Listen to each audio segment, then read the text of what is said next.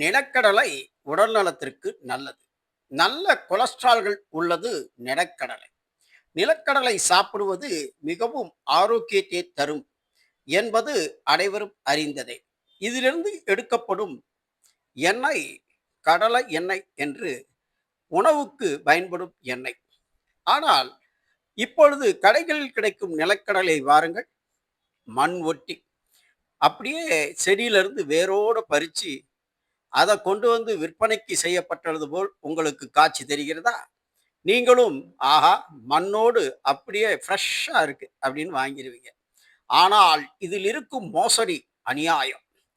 நிலக்கடையை நன்றாக வாங்கி வந்து இதில் எடையை ஏற்றுவதற்காகவே தனியாக இந்த நிலக்கடைகளில் மண்ணை அப்பி குழப்பி கொடுப்பார்கள்.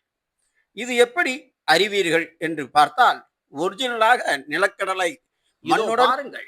இந்த நிலக்கடலை தண்ணீரில் கரைத்தவுடனே எப்படி பளபள என்று ஆகிவிட்டது. ஒன்றுமில்லை, தண்ணீரில் போட்டவுடனே.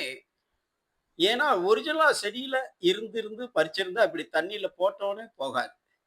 இதுதான் இதனுடைய டெக்னிக். எப்படி இருக்கு பாருங்க. ஒரிஜினலா கடைக்கு வர்றது இப்படிதான் மூட்டையில.